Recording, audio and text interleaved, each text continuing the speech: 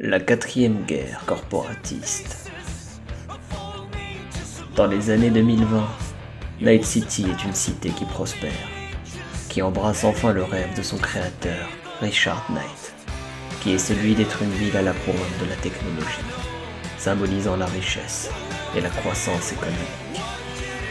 Mais la liberté dont jouissait cette ville et sa promiscuité avec le monde des corpos allaient lui laisser des cicatrices durables. L'avènement de la guerre.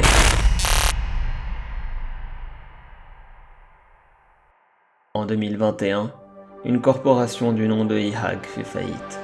C'est une mégacorp spécialisée dans l'expédition sous-marine. Cette nouvelle fait réagir ses concurrentes, Sino et Otech, deux autres mégacorporations maritimes dominant le marché mondial. Elle ne tarde pas à faire des offres d'achat public agressives pour rafler les actifs d'IHAG. Alors que Sino commençait à prendre l'avantage dans ce rachat, Otech a enfilé sa cape de chevalier blanc pour dénoncer les agissements de sa rivale. Et la guerre économique qu'il se livrait penchait peu à peu vers une guerre militaire ouverte. Les deux corpos opéraient dans un monde où aucune loi ne pouvait s'appliquer à eux. Alors, lors de leur guerre froide, sabotage et coups bas étaient abondants. Des espionnages industriels, des mystérieux suicides ou enlèvements de personnalités clés, des petites attaques sur des complexes secondaires. Les deux corporations se livraient à un affrontement coup sur coup, escaladant dans la violence et l'infamie, jusqu'au point où ni l'une ni l'autre ne pouvaient prendre l'avantage, du moins sans prendre les armes. Et ceci était l'occasion parfaite pour deux autres corporations de se mêler de l'affaire, et pas n'importe lesquelles. Militech et Arasaka, les deux mégacorps paramilitaires les plus puissantes du monde, respectivement états-uniennes et japonaises. Elles avaient décidé de se mêler de cette histoire-là, et les deux n'attendaient que leur opportunité d'agir. Militech allait être les bras armés de Sino contre Otech et ses amis d'Arasaka. Maintenant que ces deux acteurs étaient sur scène, ça ne pouvait plus que mal se finir. Comme la première et la deuxième guerre corporatiste, la quatrième allait commencer quand des corpos commencent à montrer les dents militairement pour appuyer leurs intérêts financiers. Sino et Otech commençaient à engager des agents de sécurité et les équiper avec du matériel de protection, à une cadence et un volume surréalistes. Rapidement, ce conflit entre deux corpos était passé à l'arrière-plan d'une guerre entre les deux groupes armés les plus redoutables de la planète. L'éventuel compromis entre les deux corpos maritimes pour le rachat d'IHAG était devenu complètement impertinent. Les deux mastodontes paramilitaires étaient déterminés à se livrer une guerre ouverte et destructrice, où chaque intervention militaire était plus meurtrière que la précédente, faisant alors inexorablement monter la tension mondiale sans que personne ne puisse faire marche arrière. L'effondrement n'avait rien d'obligatoire, vraiment. Mais les gens se sont encroutés, ils sont devenus feignants. Ils acceptaient de bonne grâce toutes les cochonneries de jouets brillants que leur refourguaient les mégacorpos. Ils ne croyaient pas que les milices, les terroristes et les armées privées finiraient par submerger les flics, ni que les flics se feraient soudoyer et corrompre par les dirigeants. Ils ne se donnaient même plus la peine de voter. Mais à quoi s'attendaient-ils au juste ? La guerre chaude. Arasaka et Militech pouvaient déployer des dizaines de milliers d'hommes sur le terrain, équipés à la pointe de la technologie militaire, et tout aussi, voire plus, entraînés que de véritables soldats. Leur grand avant-gardisme en termes de logistique et de technologie de transport leur permettait facilement d'attaquer n'importe où dans le monde, avec une efficacité redoutable. Si bien qu'aucun état souverain à l'époque du cyberpunk ne pouvait arrêter la machine martiale lancée par les géants en guerre. Une machine qui ne tarda pas à transformer les escarmouches en véritables batailles, avant d'en faire une guerre généralisée, qui entraînera de nombreuses villes dans une descente aux enfers. De plus, cette guerre-là n'avait rien d'une guerre de tranchées, ou autre affrontement dont l'histoire a été témoin.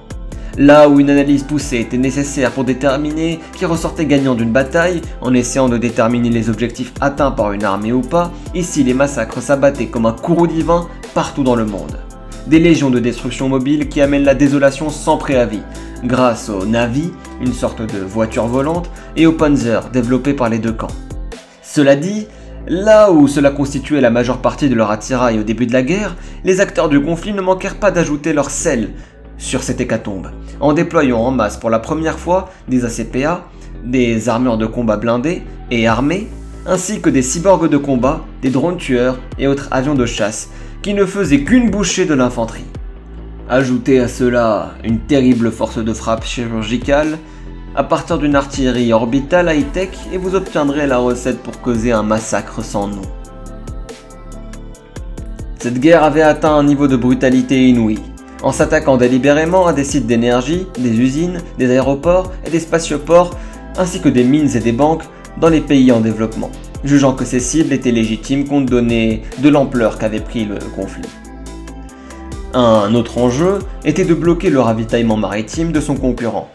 Et la solution que ces derniers ont trouvée a été de déployer des virus conçus en laboratoire dans des lieux stratégiques tels que Hong Kong, Shanghai, Long Beach et Busan. On a aussi tenté de s'attaquer à Singapour, mais leur marine était bien trop redoutable pour que les corpos aient la moindre chance. Ils essayaient aussi de cibler les navires en mer ou océan, susceptibles de contenir du matériel pour l'ennemi. Des armes autonomes ciblaient alors différents convois, autant neutres qu'adverses, transformant alors les eaux glacées du globe en véritable enfer. Ceci a conduit rapidement à une suspension totale de commerce par bateau, qui impliquait une grande crise économique, ainsi qu'un nombre indécent de navires à la dérive ou forcés à rester au port, alors qu'ils étaient censés délivrer des cargaisons vitales. Plus tard, ces navires-là feront le bonheur des nomades. Ironiquement, les bombardements faits sur les sols marins à la recherche de bases sous-marines ennemies ont fini par causer la destruction de la plupart des ressources d'Otech et Sino, elles-mêmes à l'origine du conflit. Puis on téléchargea les ATIG, algorithmes de transformation Yara Group, et au bout de 10 heures, le net se transformera du tout au tout, et tout le monde se reconnecta, un peu penaud. Moi, j'étais resté branché pour assister au spectacle. C'était vraiment incroyable de voir le net tout entier se métamorphoser.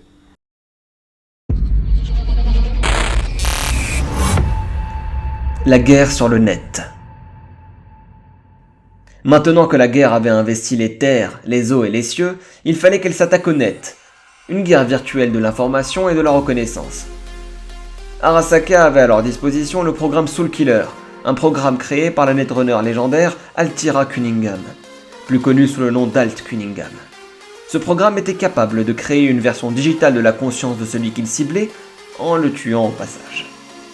Craignant l'utilisation de cette technologie contre eux, Militech s'est mise à attaquer des serveurs localisés d'Arasaka avec l'aide parfois de grands noms du netrunning, tels que Rash Bartmos, et c'est resté cela pendant un moment. Des guerres sur des serveurs localisés contenant des informations clés pour les corpos, sans jamais véritablement se généraliser à l'ensemble du net, probablement faute de moyens. C'est vrai qu'il arrivait que certaines entreprises et bases de données soient touchées en dégâts collatéraux. Collatéraux ou pas. Mais les grandes menaces informatiques ne se manifestèrent pas aussi vite que prévu. Cela dit, les choses étaient sur le point de s'aggraver drastiquement. Les petites étincelles finirent enfin par se transformer en véritables feux de forêt. Et ce, quasiment du jour au lendemain, et du fait d'une unique personne. Le netrunner de légende travaillant avec Militech occasionnellement, Rash Bartmos. Il avait lancé sur le net sa gangrène. Ce programme détruisait toutes les bases de données vitales pour les États, les banques et les corporations, sans aucun moyen pour elles de garder des copies ou des archives sûres. Ce programme détruisait tout et ne pouvait plus être arrêté. Le gouvernement des États-Unis était passé de la solvabilité à la faillite en quelques minutes. Les fondements du net s'effondraient à une époque où le monde réel était aussi en chute libre. C'était le data crash. Il avait été installé grâce à une backdoor que Bartmos avait prévue dans le protocole IG, le système qui permettait aux appareils de se connecter au net. Là où un virus devait infecter le système pour agir, le data crash lui se téléchargeait automatiquement dans chaque ordinateur ou cyberconsole qui accédait au net.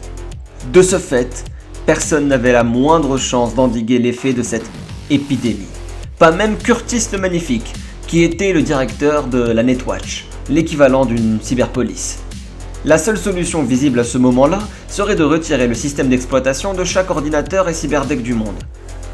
Quant à Rash, il a finalement été tué par un groupe d'assassins au début de la guerre, et le bloc de Connacht où il vivait avait été sujet à une attaque d'artillerie, l'artillerie orbitaire, que nous avions mentionné auparavant. Les efforts de Netwatch pour identifier et réparer les dégâts du data crash auraient pu paraître concluants, mais tandis que le désastre se poursuivait, Curtis le Magnifique avait compris que Bartmoss avait damé le pion à tout le monde. Aucun moyen de restaurer le net, sans réécrire la totalité de sa structure. Pour ne pas aider, le programme était écrit de sorte à ce que les IA générées automatiquement par ordinateur et les Soulkill Pseudo-Intellect, ou SPI, en gros les engrammes générés par le programme Soulkiller, pouvaient se balader librement dans ce qu'il restait du net. Peut-être un hommage ou un service rendu à son homologue Netrunner, Alt Cunningham, qui avait été victime de sa propre création. Mais ce n'est pas tout. En plus de tout ceci, il avait déployé les Rageux, les Rage drones autonomes générés par émulateur à usage d'extermination. Un virus auto-répliquant à son image, créé à partir d'une version trafiquée de Soulkiller. C'étaient des programmes tueurs d'IA censés être une épine supplémentaire dans le pied des corporatistes. Ils étaient puissants, omniprésents et s'attaquaient même aux humains sur le net. Au début, ils n'attaquaient que les cibles de Bartmoss, mais depuis sa mort, ils sont devenus inarrêtables et assoiffés de sang, créant des hordes de programmes tueurs infestant le net. Le net était condamné. Le 5 mars 2023, Netwatch finit par jeter l'éponge et lance en coordination avec son conseil de surveillance la directive première de dissolution ATIG, propageant une vague de code qui éliminait les protocoles IG permettant aux cyberdeck et aux ordinateurs connectés d'entrer dans le cyberespace. Le net était mort. Tu branches le dernier câble et tu t'assures que tous les ports d'interface sont bien en place. Dans ta tête, tu appuies sur le bouton démarrer. En l'espace d'une seconde, le fond de ton esprit est tapissé de parasites blancs et gris avant le grand saut. Puis, une sensation de chute nauséeuse, tu es projeté dans un labyrinthe de néons instables et de quadrillages qui tournent. Le conflit s'essouffle. Arrivé en mi-2022, le conflit armé et les équipements de guerre s'étaient normalisés. Mais les États et les corpos s'étaient accordés à ne plus cibler les infrastructures clés pour l'économie mondiale et la production d'énergie. De plus, les problèmes disciplinaires et les désertions se multipliaient de plus en plus, à cause du manque horrible de matériel médical, de munitions et autres ressources de ravitaillement. Les véhicules de guerre étaient sujets à de sérieuses dégradations car trop utilisés, sans temps d'entretien. Même les mercenaires indépendants étaient de moins en moins enclins à accepter des contrats en relation avec les guerres. Comme si ce n'était pas assez, venait s'ajouter la révolte des orbitaux, qui avait éclaté pendant la guerre, et qui avait résulté en la création d'un gouvernement orbital indépendant, protégeant sa souveraineté par la menace de pouvoir lancer des attaques capables de raser des petites villes de la carte depuis les cieux, privant alors les corpos de leur artillerie.